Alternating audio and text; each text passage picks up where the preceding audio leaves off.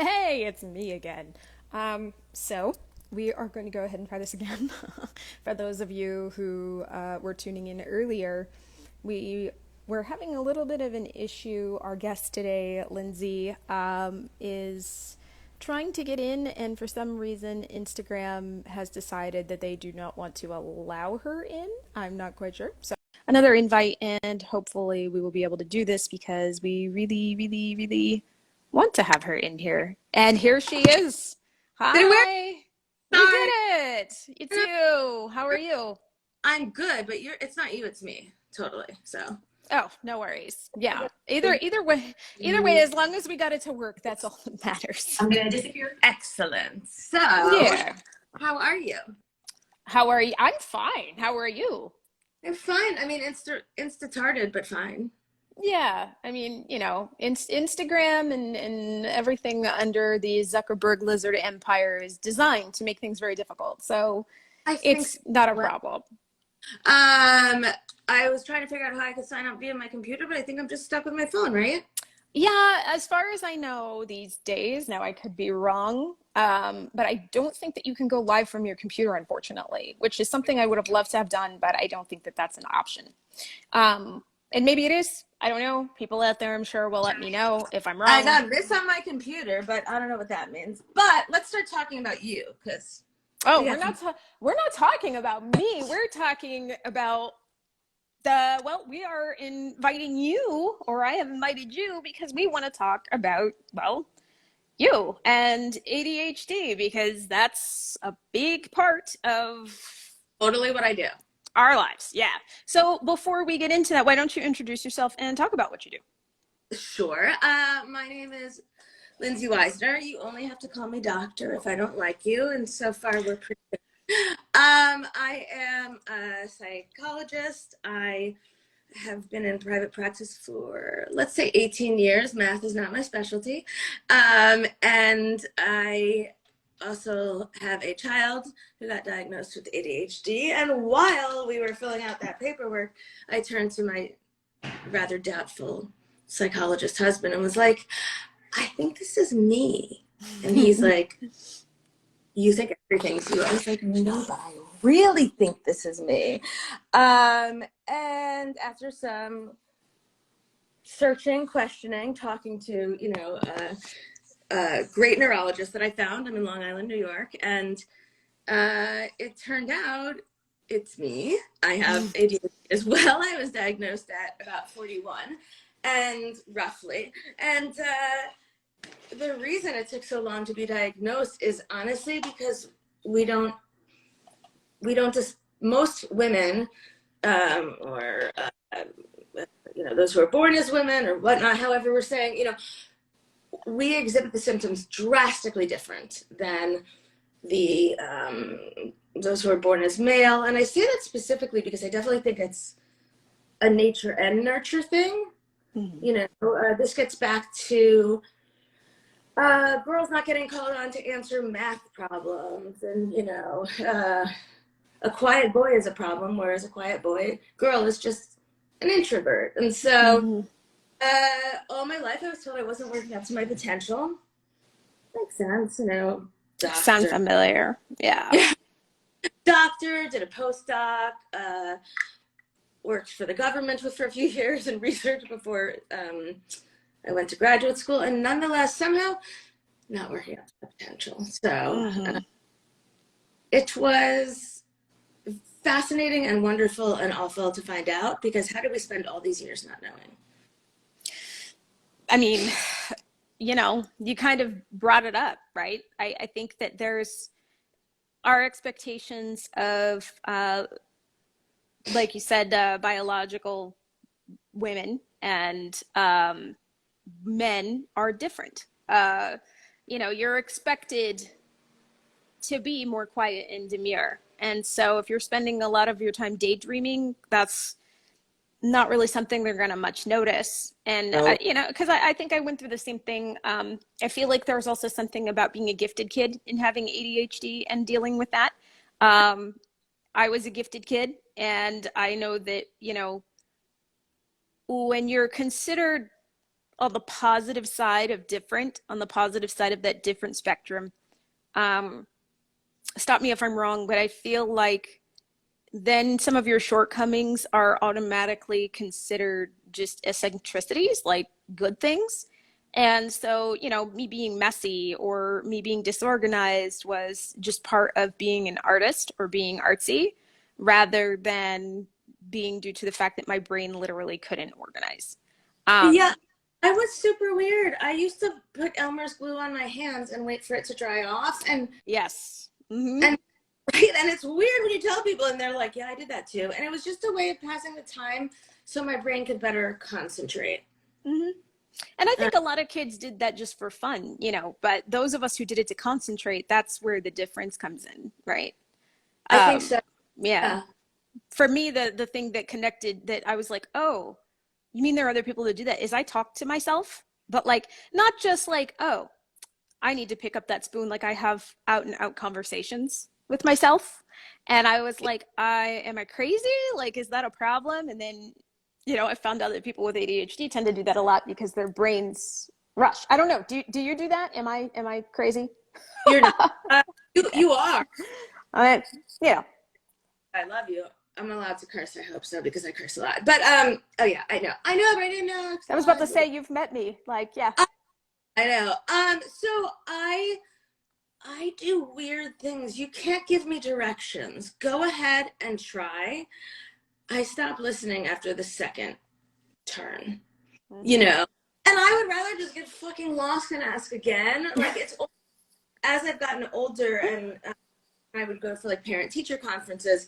And I'd pull out the phone and start writing in the notes section, and my poor husband would have to explain because he is very neurotypical. But he'd be like, "She's not ignoring you; she's taking notes so she can remember." And I was like, "Of course I'm taking notes. Who doesn't take notes? You know, like why wouldn't you have to take notes? How can people remember things?" Or I know you have a new locale that is beautiful. And I don't know how good your Spanish is. Mine is actually remarkably still embedded in me since I haven't studied it since at least 20, 25 years. But in order for me to memorize something, I had to write each word 3 times over and over. Interesting. And over. Yeah. Yeah. I yeah. didn't have that, but I think I might have a little bit of a cheat in that my dad speaks Spanish. Oh, that doesn't even.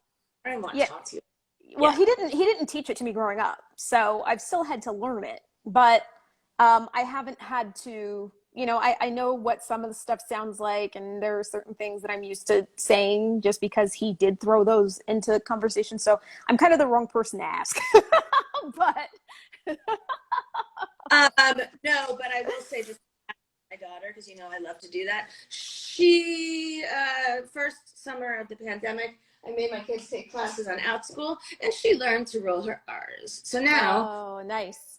She's taking Spanish. She doesn't have a choice. So when she gets to that age, but as I was, you know, I've been researching it. I've been writing about it a lot, and I totally crammed for this meeting with you because I want to impress you, obviously. And I a lot of things that I didn't really know before, and now it all makes so much sense. Some of it is sad, some of it is happy. The one thing stat that I couldn't find that I really wanted to was like diagnoses of adult ADHD over time. Because if I had to go like this, you know. Oh yeah. If anyone who's listening knows or has a link, please by all means, because it's fascinating. Because you know, I have cousins that are right around the age when we started diagnosing, and without fail, all of my male cousins got diagnosed, and then my female cousins much less so. And we still like, if you're making a fuss and disturbing class, you're more likely to be a problem. If you're just and not totally living up to, you know, whatever the standard I was supposed to, and I was getting my fucking doctorate, like, and then I did a postdoc, and I was still being told I wasn't living up to my standards. I was like, maybe you've got the wrong standard. Like, I didn't even know how to handle this. Uh-huh. And again, it was only when one of my children, who we knew from the time he was 2, he started getting, I mean, you walk into the room, the kid's got like a shoe, a sock, pants, and then, or a shoe, a sock, a shirt, and underwear. And you're like, how are you going to navigate from here? Like, how is that inside? Yeah. You know, like, how are the pants getting on? But I know, and I'm curious about your journey, because I know that, I'm going to say I was a small part of it, but like, we started discussing it when you were saying things like, I can't diagnose you technically, but you're really triggering in a good way, like things for me that are reminding me of stuff I went through. And now I'm so happy to see you doing something with this, with your program. And as I was researching all the things they say to do, I've seen you outline and like you're, you know, like you're on an amazingly correct track. And my head just got cold and my eyes got a little teary, because this is one of these, why didn't I have someone like you know, 30 years. I mean, you know, I don't even know what to say to that, because you're a doctor and I'm just some schmo who's been like bothering to pay attention. The thing I push, yeah, because I agree. You're an amazing badass bitch that I can't read BuzzFeed without finding your name. So it's usually me talking shit, but thank you. Well, I talk a lot of shit. This is true. This is true. You know, I'm gonna say this. Like, for me personally, I got to where I was kind of the same way you did. That, you know, I was regularly being told that I wasn't doing enough. And if there's one thing, and people came here to hear your expertise, though I'm not going to like take up too much time with that. No, but they came here to hear us, because they hear like the interaction, because I'm not an average doctor, and the average doctor can kind of be a dick, especially when it comes to fair. a woman. So drop the doctor spiel and just. Oh no, it's just more that like I'm not and I'm trying to be very clear about this. I'm not an expert. The only way that I know the things that I know is because I have bothered to look it up, because that's how I deal with weird shit happening to me all the time. Yeah. And, you know, just like you, I was told that I wasn't doing enough. And my biggest thing to anybody, if you take anything from this, is that if you decide to look into this, I would suggest that you look into it not based off of other people telling you that you're not doing enough, but because you might feel like you could do more. And that was the thing, is I did feel like I could do more, but I couldn't force myself to. And, you know, my son, almost the same thing as you, he was having a lot of problems in school. And I started kind of doing research on ADHD, because I had had an inkling since he was much younger, but I didn't want to jump into it too young. And everything that I was looking at sounded like me. And I kept putting it off and putting it off. And finally I'd had enough, because it was just like I was having to work so hard to give myself the energy to do anything. And, you know, that was when I found out that's what I had. And I was like, okay, on one hand, like people have asked me before, am I pissed that I wasn't diagnosed earlier? And my answer personally is I've never actually been mad about it. I've been more like, I'm just glad to have an answer now. And I'm glad to be able to know what to work with now, you know? Yeah, I said I was pissed, but in reality, the same time that I sort of reached this conclusion was the same time I was fighting for my son to have more son. Listen, know me, you know which kid it is. Like, you know, my daughter suddenly gets on. My daughter has 4 fake glasses just for decoration. So, you know, gets on stage and belts out Les Mis, and I'm like, I've never heard her sing that before. Like, she's a rock star, but you know, and so if anything, I feel bad that I don't do enough for her to push her. But to me, I honestly think it's part of what made me creative. I mean, I had a self-help book come out the first week of the pandemic. It didn't do so great. Let's ignore that. You know, think people know this, but in like 2014, Cosmo launched their first ever fiction contest. It was also their last. I think I broke it because I won it, but I You broke broke it. You ruined it. Yeah, it's all your fault. But like through that, I got an agent, and I've always wanted to write fiction, and it just hasn't happened because I haven't been able to concentrate long enough. Like short stories, I'll kick ass at, but you know, but I think it's part of what contributed to how I work and probably how you work. You know, like when I used to sit in an office, because now we're in my house, my office is 6 minutes away. I'm just like, nah, internet's not. Why bother? It, Yeah. pajamas from the bottom down. So you know, I've just learned to work more creatively and letting my mind jump from point to point. And I've got a like a 12-page Google Doc if anyone wants it. I'll send it to you later with all the stuff that as I was straightening my hair, putting on my makeup, and my husband comes in and goes, "Can I give you a tip?" I'm like, "Yeah." "I don't like your hair straight." I was like, "You can get out." That's not a tip. That I didn't. Sorry, you can go now. I thought it was going to be like a shrink to shrink thing. Yeah, like that's not a tip. That's an opinion. You can go.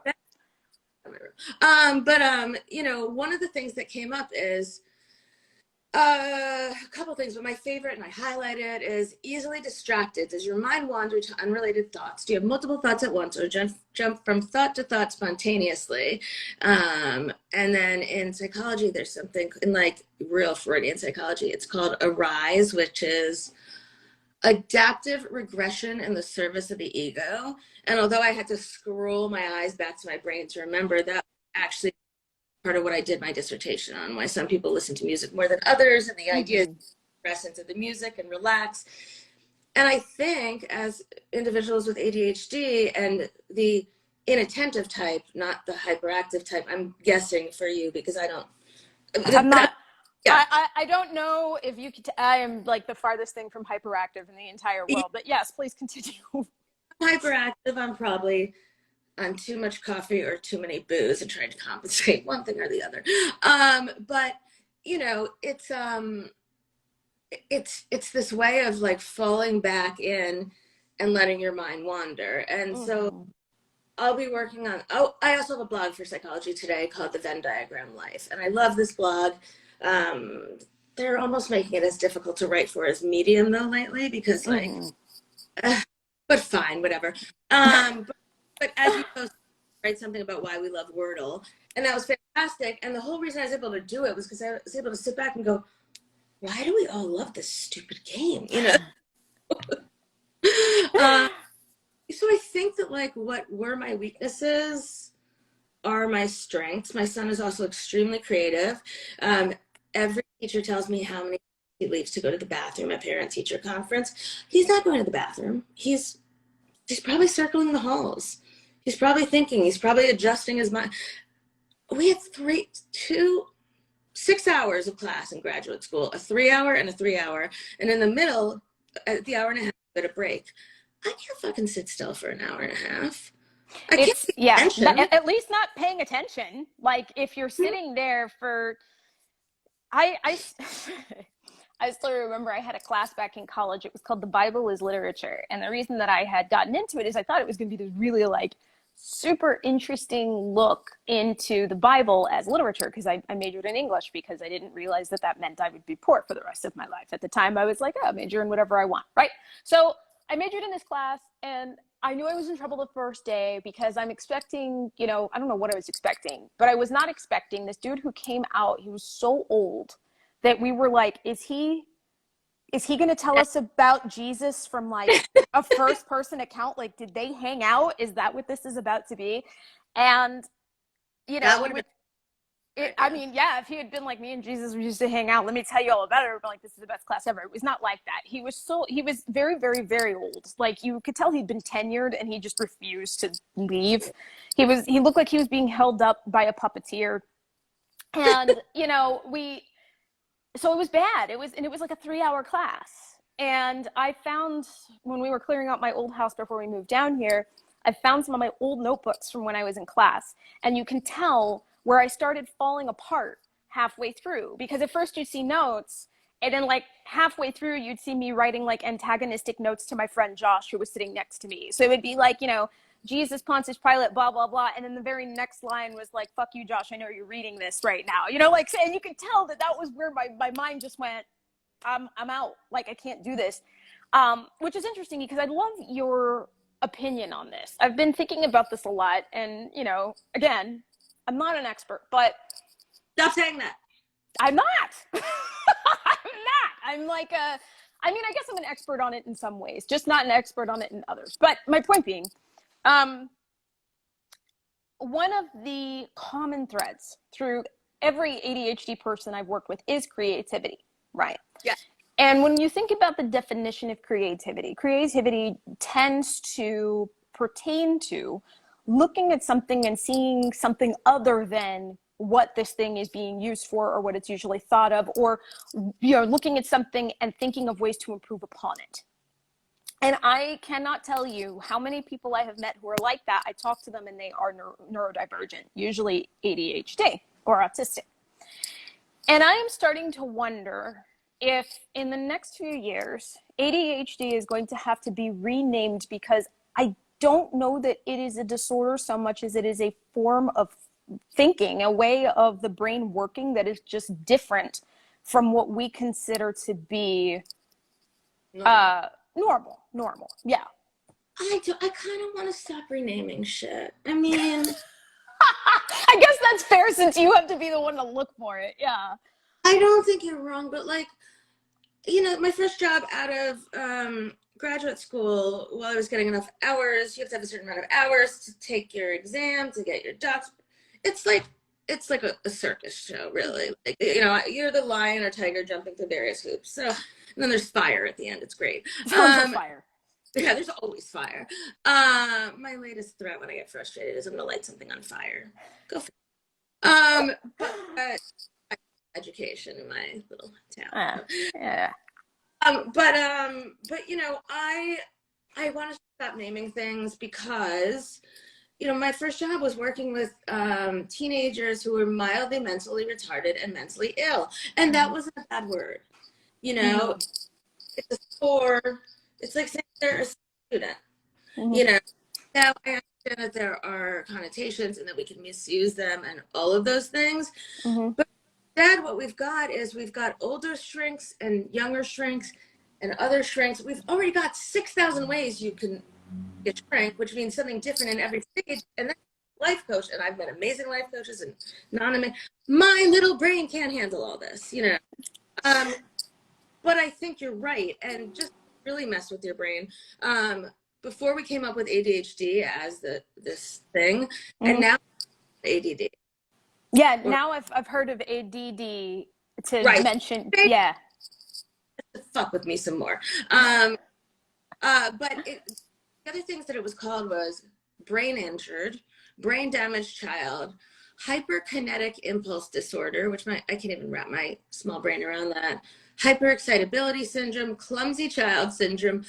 Okay, that's me. So yeah. I mean, yeah, I run into things all the time, but still, you don't need to choose violence like that, please. No. Don't call me out like that. I've been doing yoga for 20-something years. Over the pandemic, I did 2 yoga teacher trainings.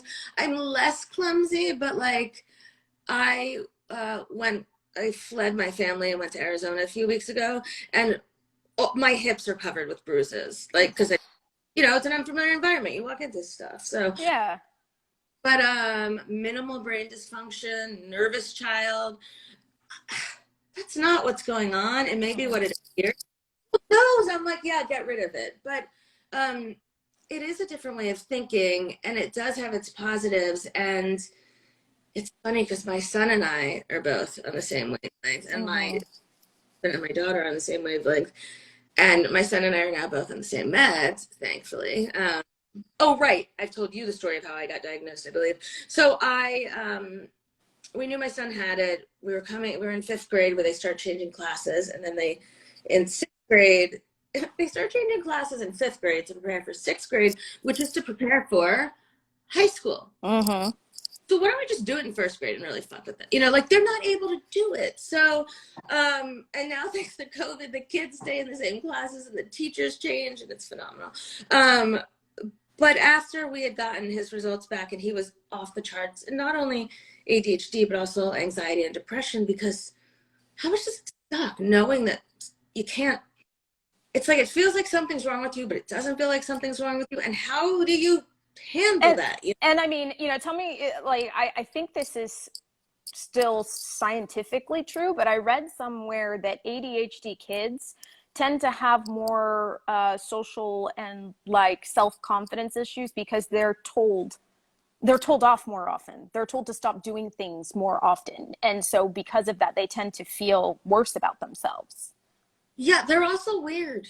My kid's weird. And he's weird in like love, but like he's weird like I'm like up until 5th grade and probably half of 6th. My best friend was the girl who would sit next to me, like with our backs against the school building, grew up in Florida, and we would just read. Like it was parallel play, which you should not be doing at that age, but like it was so much easier to read a book than to figure out how to navigate a social situation. And I still fail at social situations, but now I do it with flair. So with panache. Now I fail upwards is the point. You're stupid, and everyone just leaves it alone. There's nothing wrong with me. It's all you. Yeah. You're all Yeah, sometimes it is. But I, you know, I went to anxiety was high, and it was even before the pandemic, and I had a friend, and I just wanted some Klonopin so I could sleep at night to turn my brain off. And my friend referred me to her neurologist. He's phenomenal. He's one of my boyfriends. I have a couple boyfriends. I have a few boyfriends. This is good. Yes. I probably have like 4 or 5, and they rotate in like my husband knows it's not like we're doing anything. I'm gonna have time. But, it's just if you ever die, I might go to one of these guys. That's all. Come on, it's fine. Yeah. I mean, one is my kid's guidance counselor. One is an 85-year-old Orthodox pediatrician. Our contractor. I leave the house. He makes my world a better place, you know? And then my neurologist, but he's like, he says to me, so when you were in school, did you procrastinate? No. You didn't? No. I know it's the wrong answer, but I'm not going to lie, you know? He's like, what about college or high school? No. And writing those words 3 times each for days and weeks is still in my head. I was like, he's like, well, I was like, my husband procrastinates a lot, but I can't procrastinate. We went to grad school together. It's like, I can't procrastinate because I can only pay attention to something for so long, and then I just can't. Oh, he's like, oh, that's how, you know, not going to pass it. But if you ask me important questions, it's going to become clear.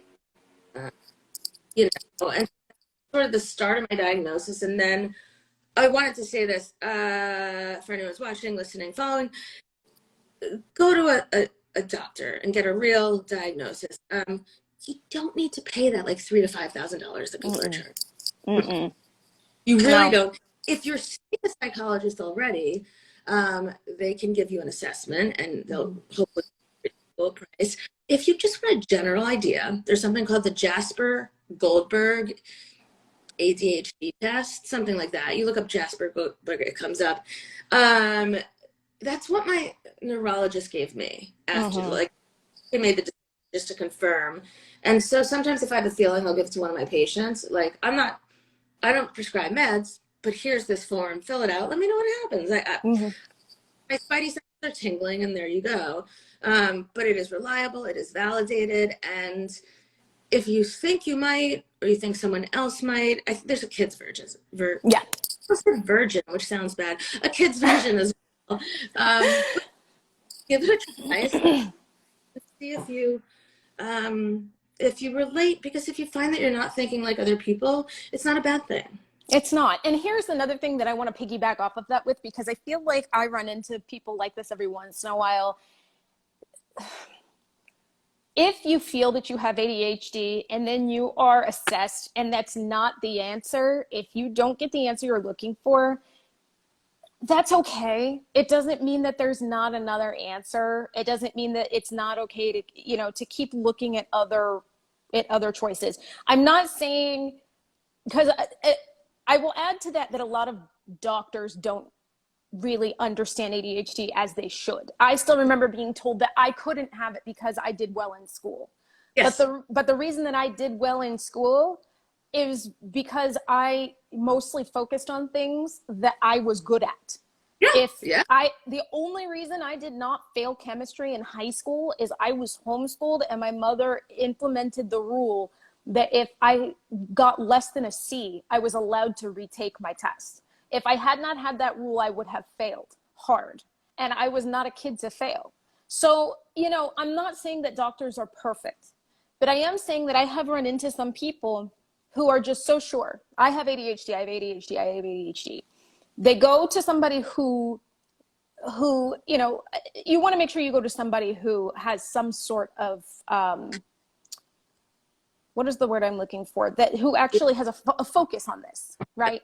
And you want to make sure. But if the person has a focus on it and they evaluate you and they're like, I don't really see ADHD in you, don't take that as them. There's a difference between someone not listening to you and not taking you seriously, and someone taking you seriously and saying, hey, what you're thinking you have is not actually the answer.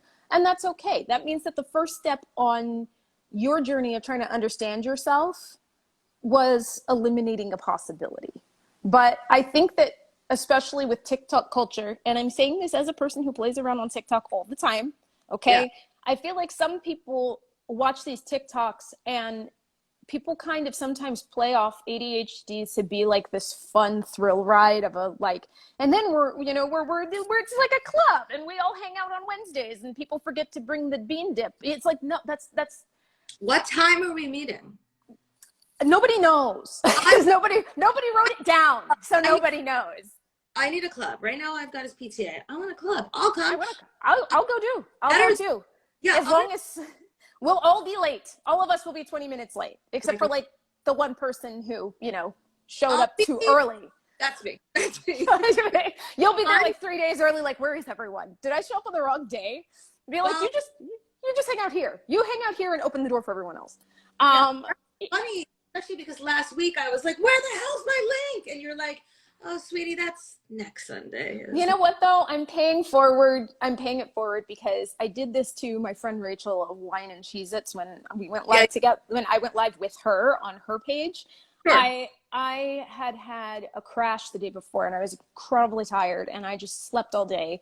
And I woke up, my head popped off the pillow on Monday and I was like, fuck! I was supposed to have gone live with her yesterday. And I sent her this long, just dragging, I'm so sorry. I know I was supposed to have been there yesterday. I never do this to people. And she just like, all she said, one line, she's like, yeah, that's the 20th. That's next week. And I was like, was this before or after I fucked up? Before. That's why when you were like, oh my God, and you were like, you've been so kind. I'm like, no, dude, I've done this exact same thing before. Like, I've been there. And I did it twice, actually. One time, it was by voice. I did it by Voxer, which is like a walkie-talkie app for those of you who don't know. And I did it by Voxer. And I was sending my friend this long, like, drawn out, I'm so sorry. I just realized I missed our meeting. Is it okay if we reschedule, blah, blah, blah. And then I looked up at the calendar, and it was 2 days from that, not that day. And I was like, and I can't delete the message. And sure enough, all she did was respond with like she recorded herself laughing at me. And I was like, that's fine. That's fine. Yeah. I've earned that. That's okay. So, no, I mean, it's common. And it's just, all I'm saying is like, I understand that people want to understand why they're different. I understand that everybody wants to have that community and that connection because they don't, maybe they don't do things like everyone else does. Yeah. But all I'm saying is you also want to watch, because it's a very thin line between thinking that you have something and kind of romanticizing it because it just seems like the answer to your question. And that can go for a lot of things. I mean, I'm sure that you've seen a number of people who are like this. I've met people before who are in the midst of divorces, and because they were in the midst of divorce and they just want somebody to, yeah. And so they just want somebody to make them feel good. They like glom on to the first person that says they want to date them afterwards. And you're like, honey, no. That's when it's not really narcissist abuse, but I'm not judging. Or like, you know, my ex is a narcissist. Look, dude, they can't all be fucking narcissists. They can't. No. Just because listen, I think narcissist is becoming the word for dick.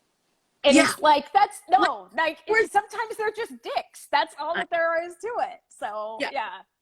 I 100%. And, you know, I just want to comment. Twin Mom Brain said, I've seen so many videos about people making comments about if you do this, you have ADHD. Yeah. ADHD.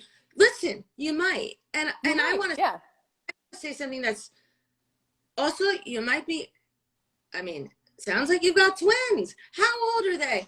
I was fucking brain dead for years because of my lack of sleep, you know, and that can contribute, it can whatever. Now we're at the point where like, I need to take something to sleep every night. I may do this for the rest of my life, and it's okay. Or you may have ADHD. I want to flip your example around because when I was, honestly, I drank so much alcohol for like college that I assumed like, if I had anything, it was probably alcoholism, and like that was the issue, you know. And my mom's an alcoholic, and at least I wasn't mean. And so, you know, I was like 21, 22, and then met my husband and had a child, and I was really fucking anxious about everything. And so I went to a psychiatrist, and I was going to get pregnant with my second, so we decided we'd wait to start me on meds. All of this, you know, I started on meds, and I was like, I still like booze, especially brown booze, but it's not the same, like, Lord, give me strength, like a cup of coffee or whatever. And so I have been an alcoholic. I also might have just been I like my alcohol, but like really, I was anxious, and it calmed me down. Like the only reason I never became a pothead was because I can't roll a joint to save my life. The coughing also really sucks. Like, oh yeah, that's I just learned. Like I was always dating a boy who could do it. I would just take a pen and, you know, wrap the whatever, or I just would. No, but you know, you're right, and that's the thing is, I am always very careful about how I put things, because like I said, I think that there's a very thin line between advocating for yourself and thinking that you know more than somebody who has made this like their entire life profession. And so it's very, very hard. It's a hard line to toe. And I think that sometimes people are too far on one side where they just automatically take word. Oh, yeah, I did that. When my doctor was like, you can't possibly have ADHD, you were good in school, I was like, okay. And then, you know, the next day I was sitting on the couch playing a game on my phone, and I spent like $50 in 5 minutes because I wasn't paying attention, right? So I was on that side, and then I have people on the other side who will be like, well, doctors are quacks. And it's like, why? Well, I've seen 3 of them, and I've gotten evaluated for ADHD, and they all said I don't have it. And it's like, all right. And I'm not saying that there's not something to maybe look out for, but it might not be ADHD. What I will say that I think twin mom brain might be referring to, and these always give me a laugh. I don't know if you found these, but if I find some more, I'll have to send them to you. They do sometimes get ridiculously granular. Like they'll be like, if you tie your left shoe before your right one, you might have ADHD. And it's like, that's not a sign of ADHD. Never do that unless my left shoelace was on. No, it's not. And by the way, my patients, for like 2 years, my patients would send me TikToks, and finally I was like, nope, I'm not reading. Don't send me anymore. I'm not. And it's not because there's not something there. It's just because I don't want your fucking TikTok. Like, I'm a shrink. If you feel a way, use your words and tell me. Don't show me some pretty bitch who's showing, you know, like, especially if you're a boy, fine, she's pretty and young and she can tell you this, but you know, but to flip it around, and Twin Mom totally agrees with you, so you hit the nail on the head. I refuse to watch everyone's TikToks. Like, yeah, I don't know, I just do. But I will say that this psychiatrist that I saw for years, I ended up getting into a car accident. It was not my fault. This guy decided to go across like 4 lanes and make a left turn. And as part of the lawsuit, deposition, whatever, they asked for records from my my psychiatrist. And I was like, oh, whatever. And I got the records, and it turned out that at this point I've been seeing him on and off for like 6-7 years, something. His initial diagnosis was a rule out of cannabis abuse disorder, which at the time I was 26, 28, and hadn't really smoked since college. But because of his conservative background, I was like, yeah, I kind of spent my sophomore year stoned, like I was 12. Like somehow that was the first diagnosis. And I called him on it, and he's like, honestly, if I would go back and do it again, he's like, I probably wouldn't have put that. It was like, especially because I hadn't smoked for like 5 years when I saw it, so they do make mistakes. They do have limited. Oh, of course. And whatever. Yeah. And, I couldn't walk with I couldn't work with someone who was severely autistic or on the spectrum. I mean, I would know how to relate to a person as a person, but I don't know all the little, I'm not trained in that, and dude was just conservative and religious and made up. I mean, training plays into everything. Listen, my dad is a doctor. He is a family physician. Okay. He does general practice. And when I was having some issues with my medication, he had to tell me, he's like, don't ask me. I don't deal with it. I don't know how it works. Like, don't ask me. And I appreciated that about him, that he was like straight up and he was like, I don't know. And that's fine. And I'm sure that he has made plenty of mistakes. I know I'm not a doctor. I make mistakes. That's what people do. We make mistakes. We're big mistake factories, especially when we have ADHD. That's kind of, we're used to saying, I'm sorry. I know how to say I'm sorry in like 5 languages. Okay. I don't speak. Sometimes. Lo siento. Lo siento is in Spanish. Yeah. Or, disculpe is another one. Oh, right. Disculpe. Yes. Disculpe. Yeah. I say disculpe a lot too. But I guess I guess my point being, you don't want to sit there and assume. You want to follow your gut, but you also want to keep in mind that you have to learn to trust other people to a degree, right? Because we don't have a view of ourselves from the outside either. And so we kind of have to take that into account too, is my take. But I also do believe, like you said, doctors can make mistakes. Anybody can make mistakes. It's definitely worth it getting a second opinion or a third opinion. That's fine. Just my thing, I think the reason it gets to me is I feel like getting my medication is a pain in the ass down here. Really? Well, it's considered it's a controlled substance, right? And Costa Rica, love it here for multiple reasons, but one of the things that kind of makes me want to sometimes like scream is the fact that it is a largely Catholic country. And so they're very much like, I don't even think you can get Vicodin down here, which is fine. I don't use it, but it is a problem for people who do use it. And my friend and I were kind of talking about this because I also, and I've been very open about this, I am on antidepressants as well. And I'm actually switching from one to another right now. And when you switch from one to the other, this, you can't just stop cold turkey. You have to like ramp yourself down. Yeah. Whereas if I decide that I don't want to take my ADHD medication one day, it doesn't cause me any issues. And I do that sometimes if I need to sleep like all day for a while to like fix my fatigue or whatever. I'll just be like, I'm not going to take my ADHD medication for the day. And so my friend and I were talking and I was like, how is it that I can't get like my ADHD medication for 90 days, 60 days if I'm going on a trip or whatever, right? I can't get it like here, especially down to like 2 days after my prescription is written. And if I do not fill it within 2 days, it expires. And then I have to go back to her to have her rewrite it. And I was like, but when I'm like, hey, I need a 90-day prescription of my antidepressant that I have to be tapered off of, they will give that to me, no problem. Yeah. And I told her, I was like, I kind of take offense to that. Like, it makes no sense. And we both were like, it's probably because of usage, because people tend to kind of just like, you know, it's for people who aren't ADHD, our medication is like a party drug. It's something where it's like, oh, it makes me focus. It makes me, you know, energetic, whatever. And so I think sometimes, honestly, maybe it just hits me on a certain level because I'm like, I feel like people expecting this medication to, you know, like using this medication when it should, in ways that it shouldn't be used, is part of the reason why I struggle with getting medication that I need. But I think that it's also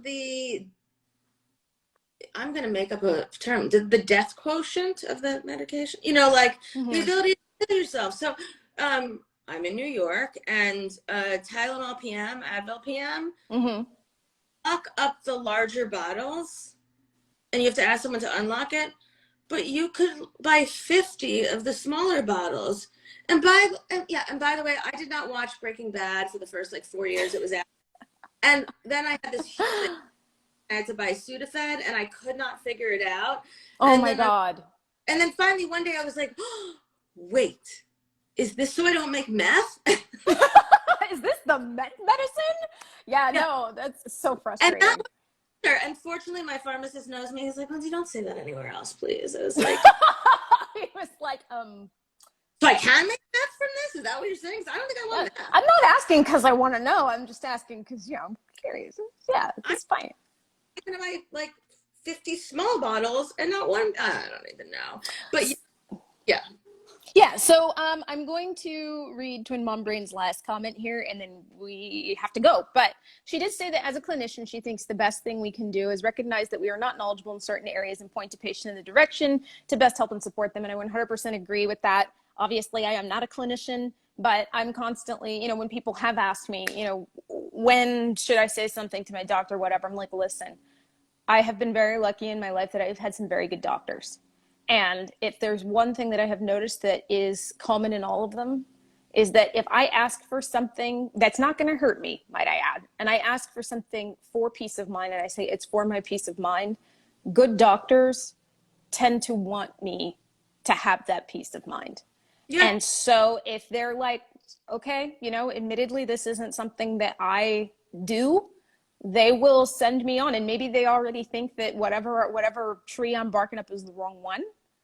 But as soon as I bring in my peace of mind into it, as soon as I'm like, I just want to feel comfortable, doctors want you to feel comfortable with yourself and with your answers. So I 100% agree with that. As you said, you know, there's certain meds, you know, C4s, that's the class of drugs. And my Klonopin was going to run out a day after I left town for a week, and I left town on my own, without kids, without husband. I went hiking. It was like a big, you know, badass thing. And I called the doctor. I was like, I know it's not due, and I know there's a reason for it, but I don't think you want me having a panic, you know, like, and I've been seeing him for 5 years. I've never asked for, you know, and he did it. So yes, go to someone who knows what they're talking about. But I also believe if in our gut, both as a clinician and as a patient, if in our gut something feels wrong and you're not hypochondriac, which I am, so, you know, I weigh the pros and cons. Go to get a second opinion. That is well within your rights. Absolutely. Absolutely. And it's not, no doctor worth their salt is going to take offense at that. If they take offense, you need a new doctor, because that's the whole point. Yeah. People want to be sure about things. That is part of the process, getting a second opinion. If someone's going to get bitchy with you about it, then find a new doctor, because that person should not be acting that way. Yeah, your doctor should not, unless he's a surgeon. Okay. Yeah. Yeah.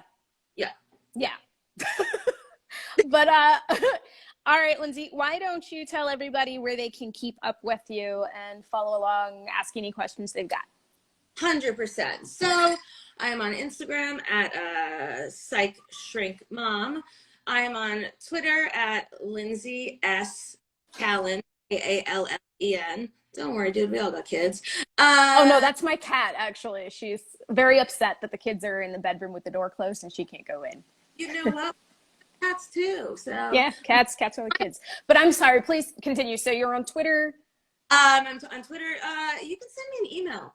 It's ELLEKAY at AOL.com, because I'm old as fuck. And then one thing that I do a lot of freelancing, writing, and I have a blog for Psychology Today that I'm proud of.